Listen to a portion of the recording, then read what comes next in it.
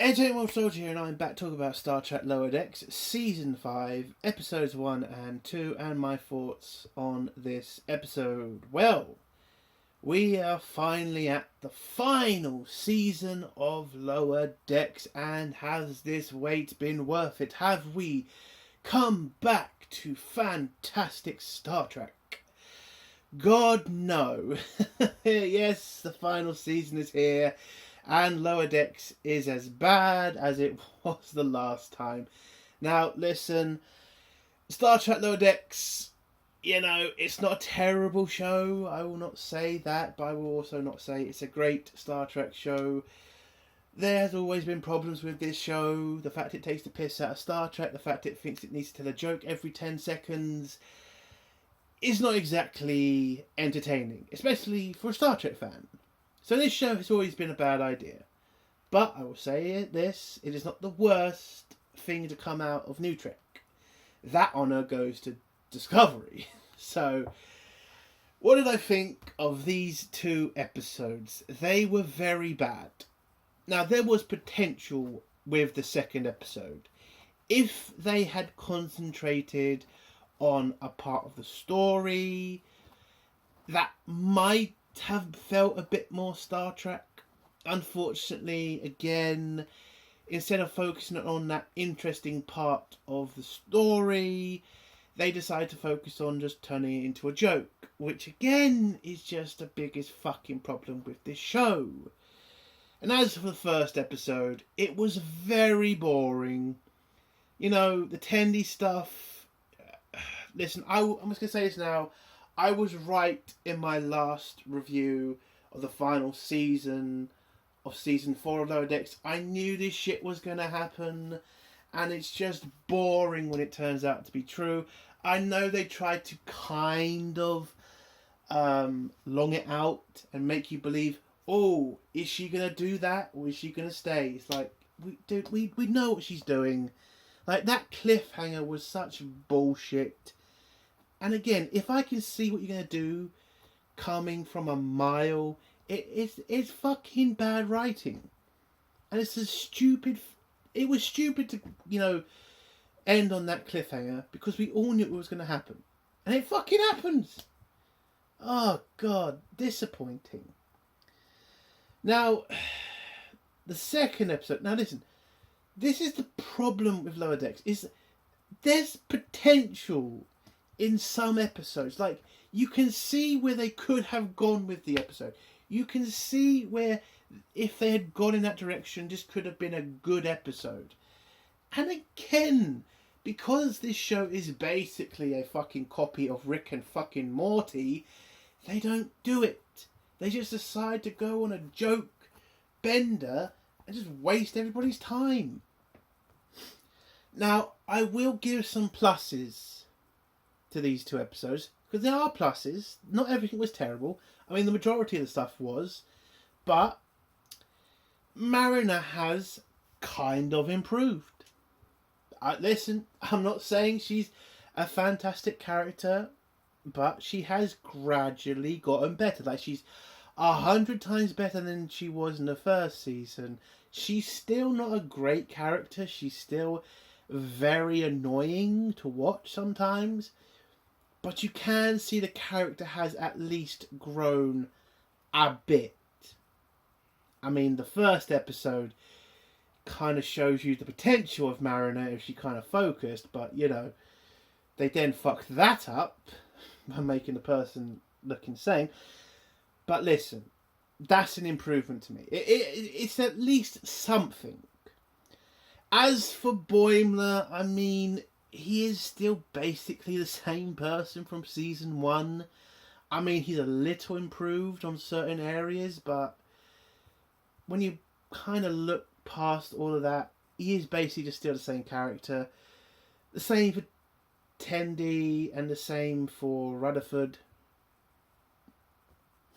I mean, them three are basically just the same as they were in the first season, which is not good.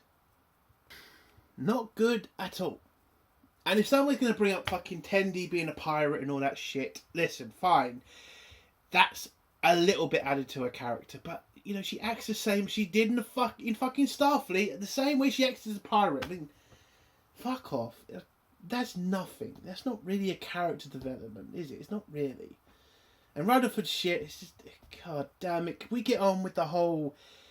The Ross and Rachel fucking stuff is getting on my nerves. We've seen this shit from season 1, just continuing and continuing, and I'm just bored of it now. Either have these two get together, or can we move on? I really do not care about that fucking Ross and Rachel trope, because it is a trope now, since the majority of fucking shows do that shit. Two characters who then look at each other from afar and then end up getting together by the end. It's like, I'm just done. Okay, can we just move the fuck on? I honestly don't care. And the new Vulcan character they added last minute, I mean, she's just there. Like, she really does not add much to the show. At all. Like, you added her in the in the 4th season. We're now on the final season, and again, I just don't care. I honestly just don't care. And as for the rest of the fucking cast, the captain, the second guy in command, all the rest of them, again, I just don't care. Like, they're not really a factor. They're basically the same again as they were in the first season. Like, there's nothing really good about any of these characters. I'm just being honest. Like, the only person who has kind of improved is Mariner. That's it. So, what would I give the 2 episodes out of 10? I would probably give them both. I'll give the first episode 2 out of 10, and I'll give the second episode 2.5 out of 10. That's the best I can do. Listen, they're not good episodes. There's potential in the second episode, but again, like I said, too many jokes, not focused. And that's just still again a problem. So yeah, both episodes basically around 2.5 out of 10. But I don't know. You know, Lower Decks, you get a lot of misses with the series, but you do sometimes get a duel. There is sometimes a duel episode. There's sometimes a good episode that's interesting. So, you know, we'll see what happens in the weeks to come. Hopefully they can improve, but at the end of the day, I'm just glad it's nearly over.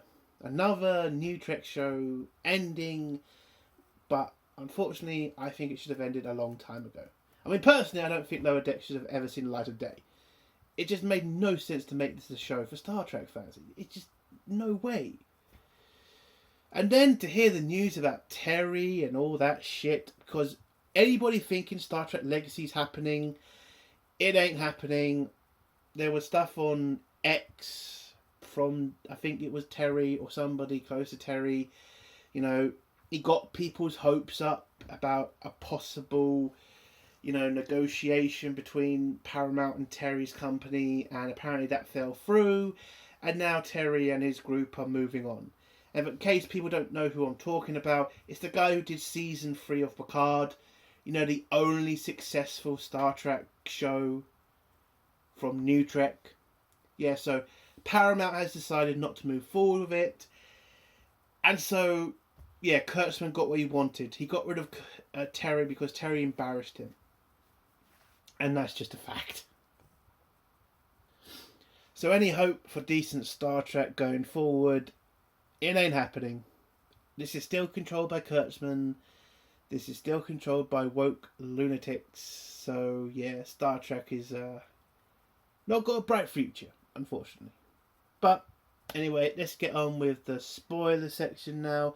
If you don't want to hear spoilers, leave in 3, 2, 1. So, the first episode, we start off on a collector's ship where Tendi is pretending to be some, I don't know, whore or something.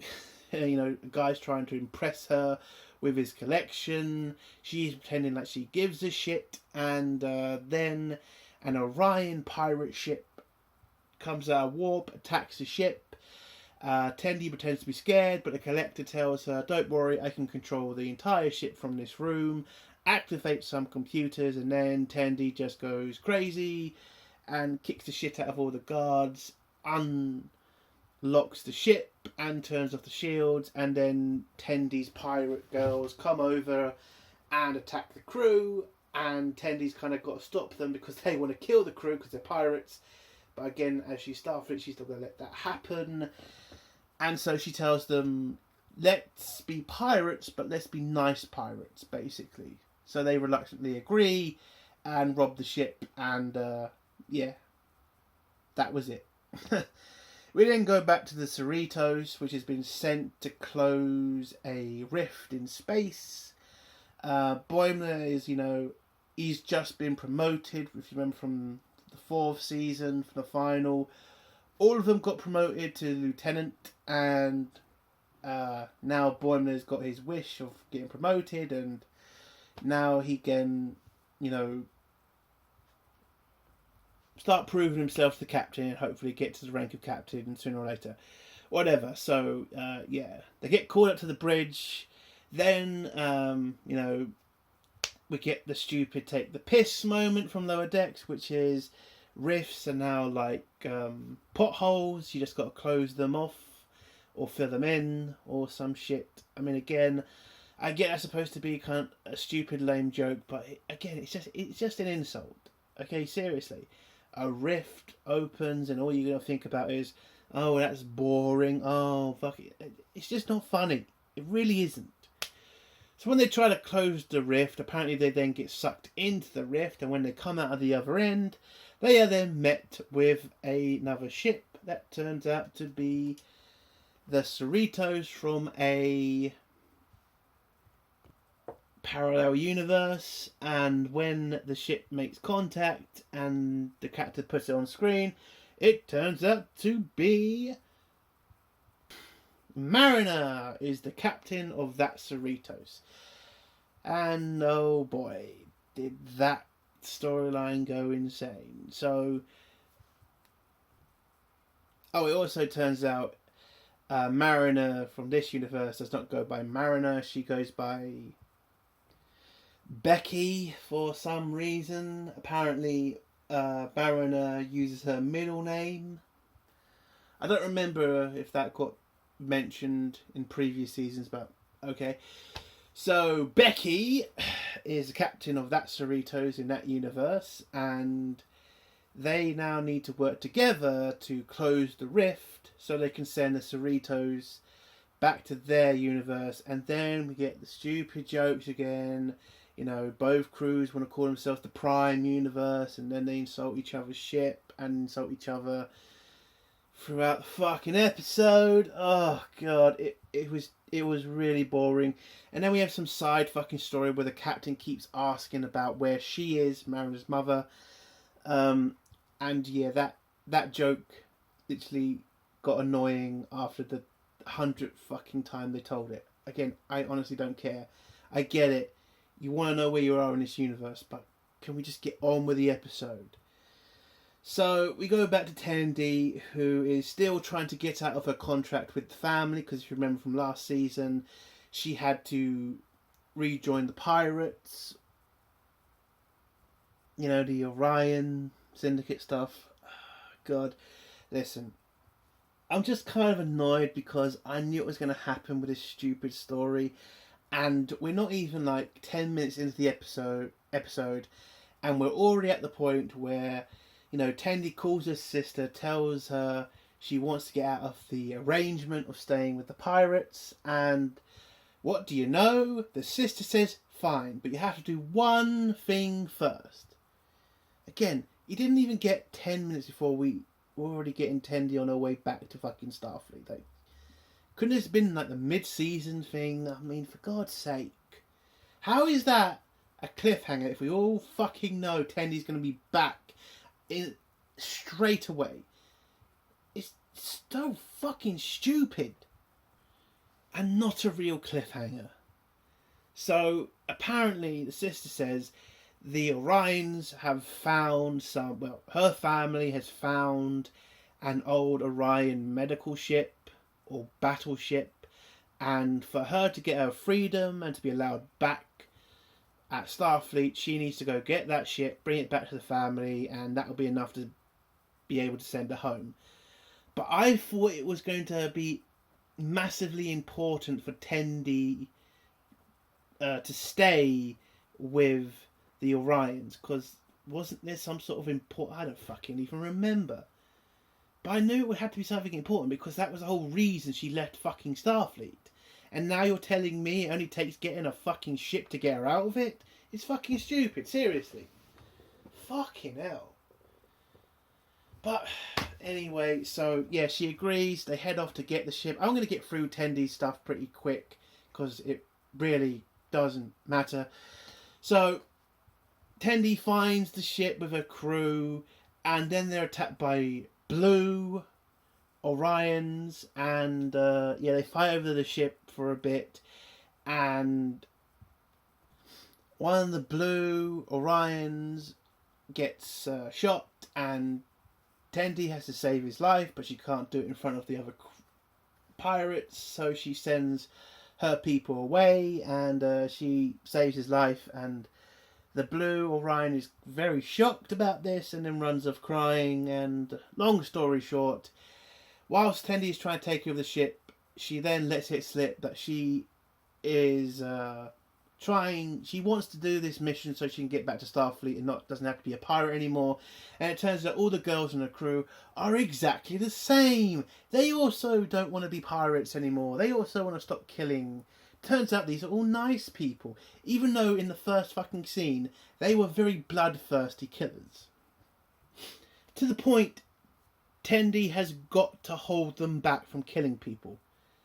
So this story made so much sense, and that U-turn completely did not come out of nowhere. It's just so fucking stupid. It's shit writing as well.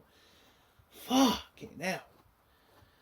But anyway, so they all agree to help each other so they can get out of being pirates.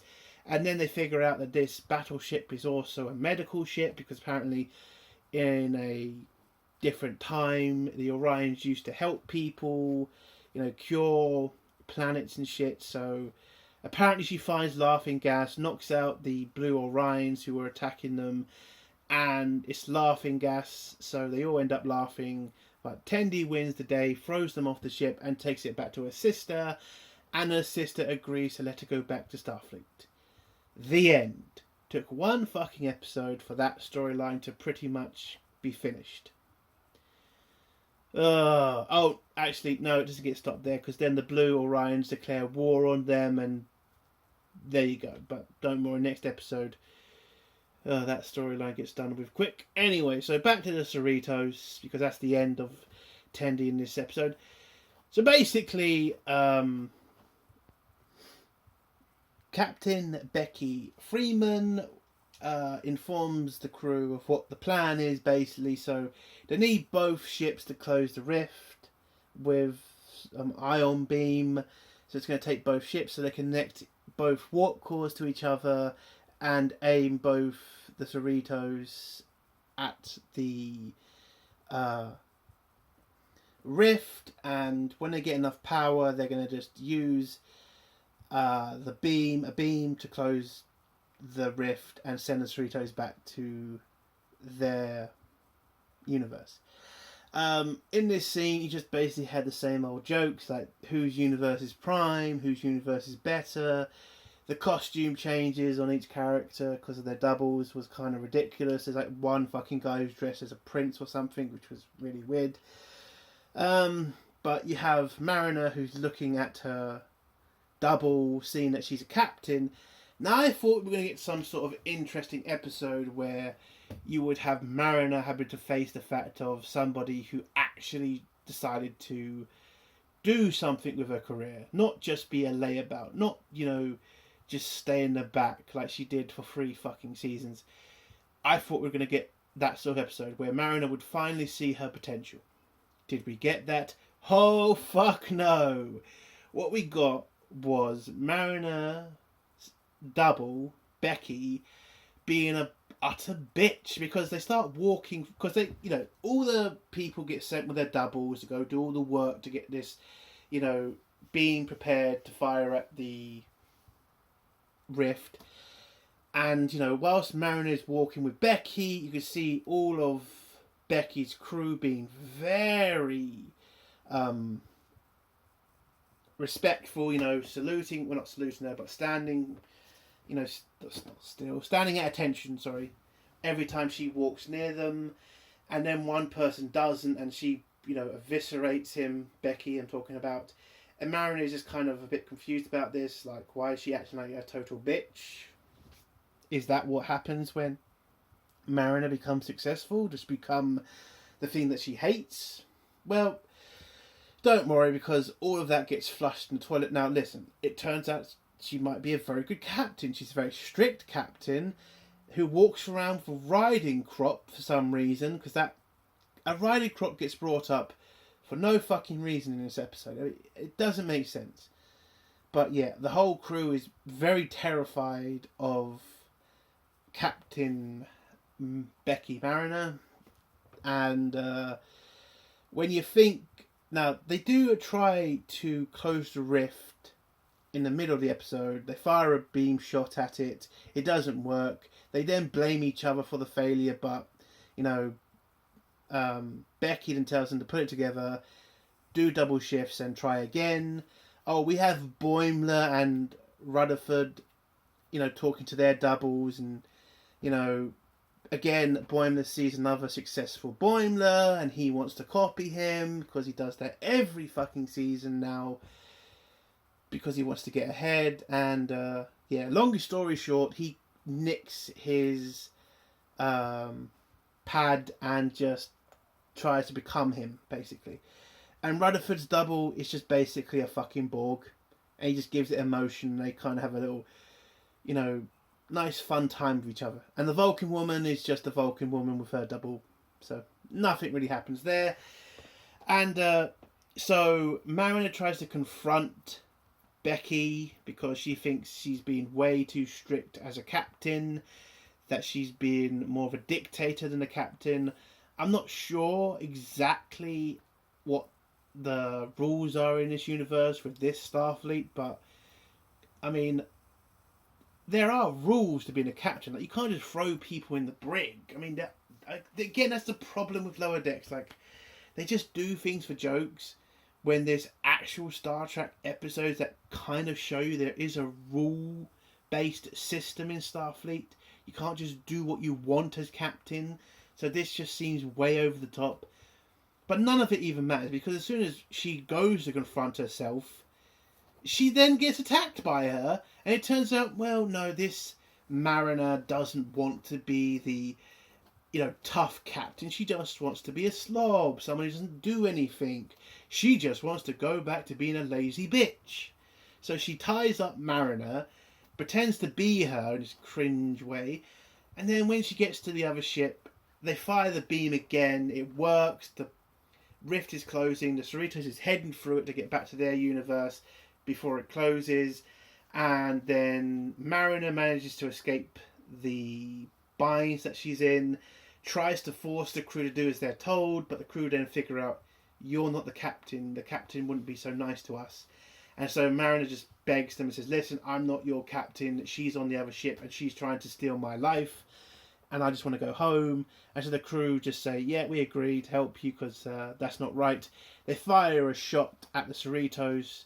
Becky tries to pretend that they are not getting any signals from or messages from the other Cerritos, but it doesn't work because the captain then realises she isn't Mariner. And then, the captain answers the hail from the other Cerritos, and she then orders both Mariners to be switched, and Becky Mariner is then arrested by the crew and put in the brig. And that's the... Oh, and Mariner gets sent back over and just gets a hug from her mum and everybody, and that's the end of the first episode. They go through the rift and everything's done. Again, it is the dullest episode. Nothing really happens. there was potential with the Mariner Becky stuff. Would have preferred it if that kind of gone into a more detail. Maybe Mariner could have stood up to her. Maybe Mariner could have showed her to be a better captain, and they could have had a warm moment with each other where Becky's like, maybe I've become too harsh. Maybe I should relax a bit more. But no, it just turned out she just wants to be a slob. Again, that's just bad story writing. It just is. And boring. Disappointing episode. A 2 out of 10. So, on to the second episode. Now, this episode, it did have potential. I was kind of interested in the story. Now, the Cerritos has arrived. Well, the episode starts off with Tendi and her sister planning, an attack on the Blue Orions because they've declared war on each other. You then just got a sister just eating way too much and, them just having fun with each other. And, by the way, I knew in about 10 seconds, oh, so she's pregnant then.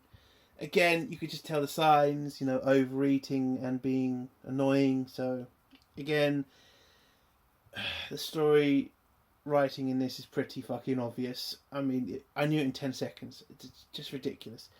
But, yeah, so that's what Tendi's doing. She then goes to bed.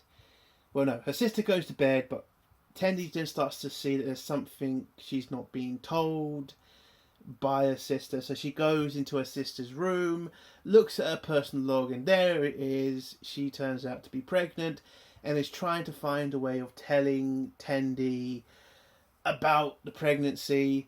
Both sisters then get called up by the Queen of the Orions, where they are then told that they need to be in a race, and whoever loses gets the other person's wealth.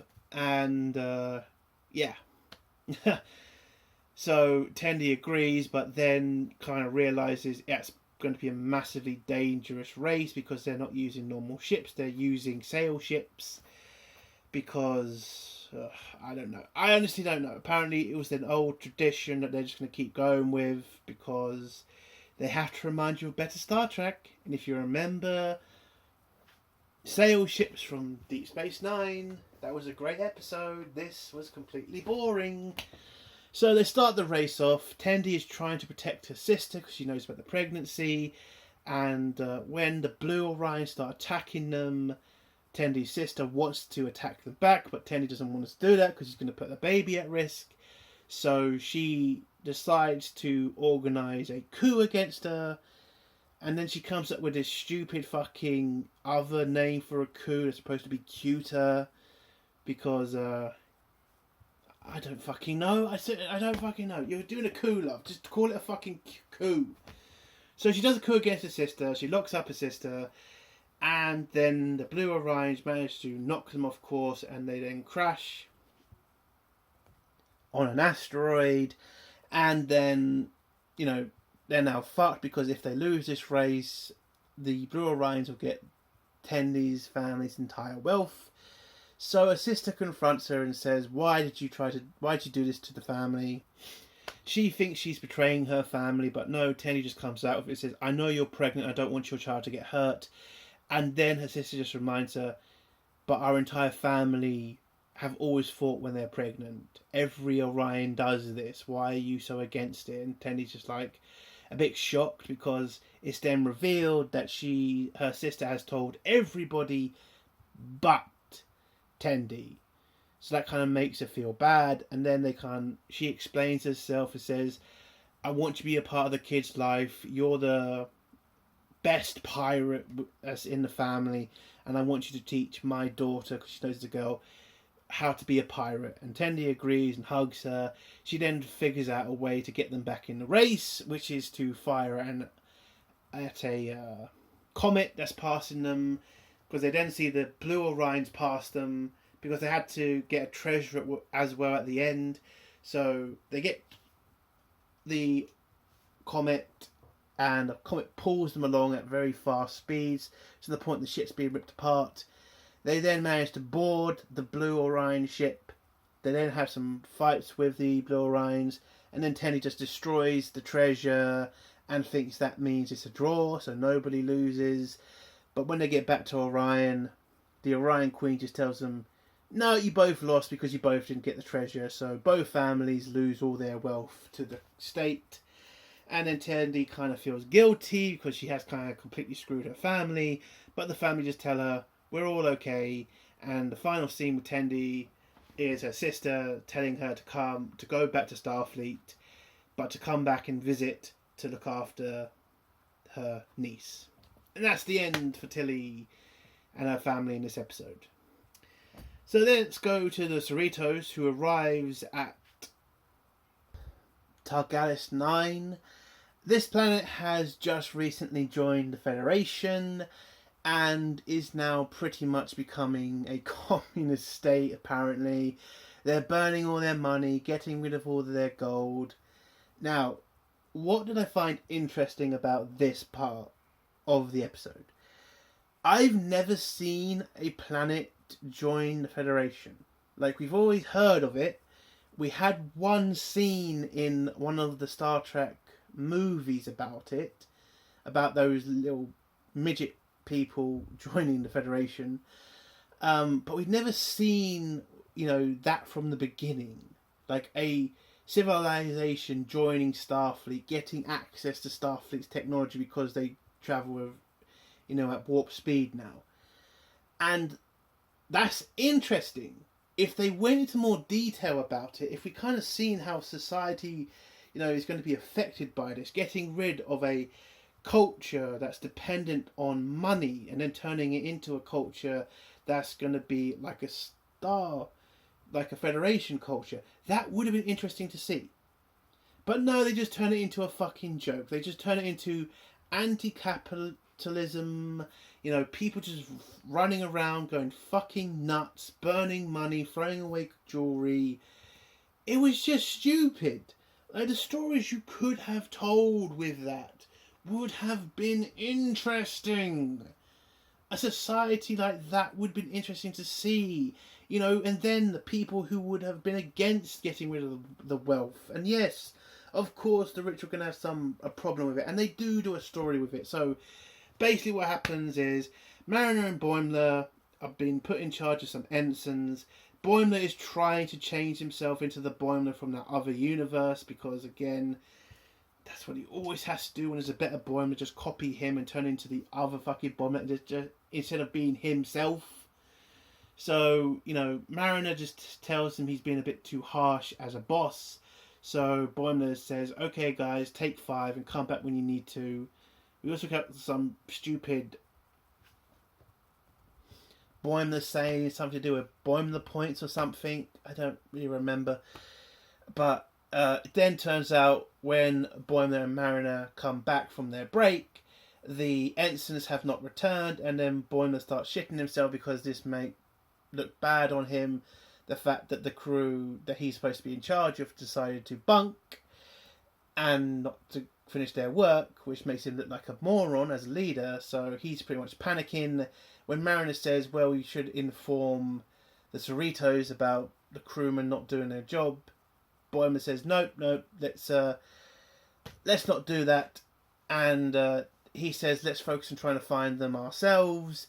They then go looking for the 2 crewmen that have not gone back to work. It then turns out that they have been kidnapped by a terrorist cell on the planet. That's basically the rich people, by the way.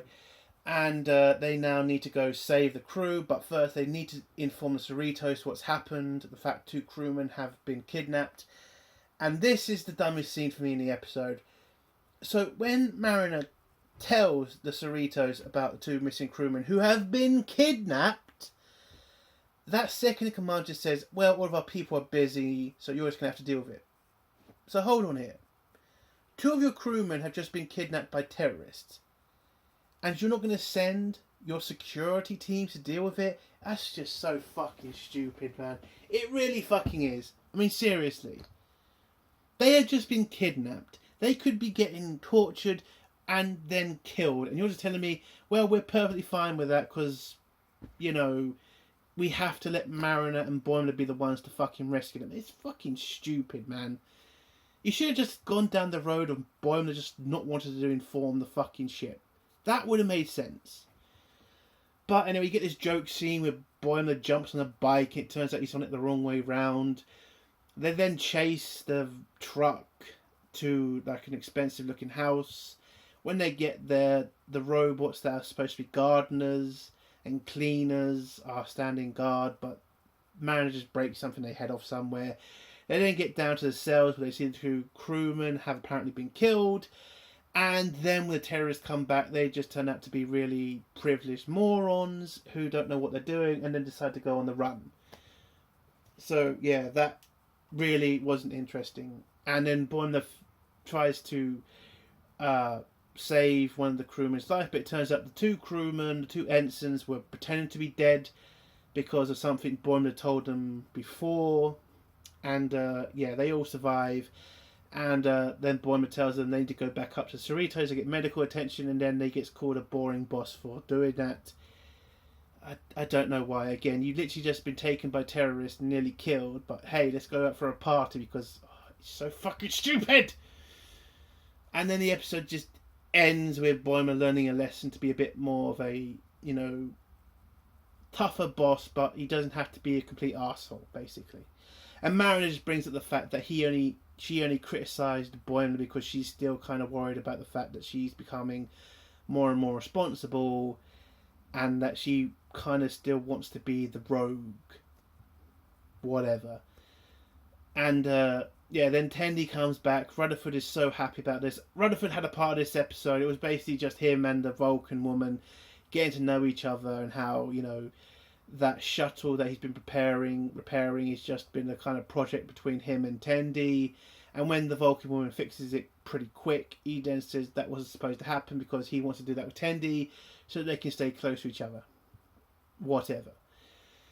And so the episode ends with Tendi coming back on the Cerritos, gives everybody a hug, and the episode ends with them in the bar, and Mariner then being given more recruiters to train, and then Boimler telling her, you can do this, you're going to make a great captain someday.